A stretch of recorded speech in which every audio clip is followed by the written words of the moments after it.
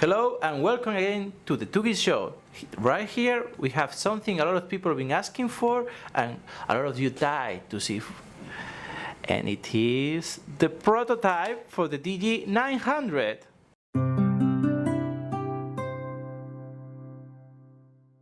One of the most important features of the DG900 is its screen.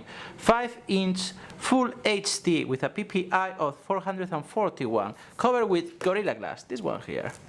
As you can see, is really strong and resistant. Never try this at home, please. Let's try it with something else.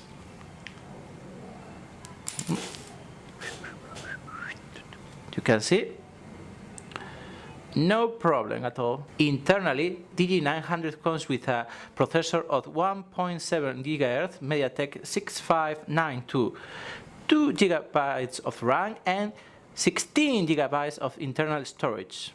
If we talk about the software inside,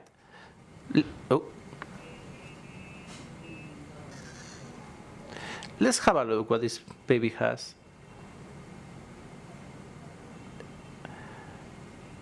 Yeah, as you see, is Android 4.42 KitKat, the latest Android available. As you can see, the DG900 is an evolution of the Turbo 1, and that's why we call it Turbo 2. You can see both mobiles are pretty much the same in size, although the Turbo 2 is a little bit slimmer than the Turbo 1, only 7.1 millimeters, making it a very slim mobile. Another big difference between them is that the Turbo R comes with retro-illuminated buttons. Now I'm going to show you how the SIM card tray works. You take the tool, you put it in this little hole over here, press gently, and you take the tray out. And as you can see, it comes with 2 SIM cards. But if you want, you can replace one of the SIM cards with an SD card.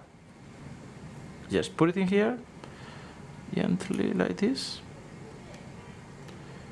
and just put it again into the phone.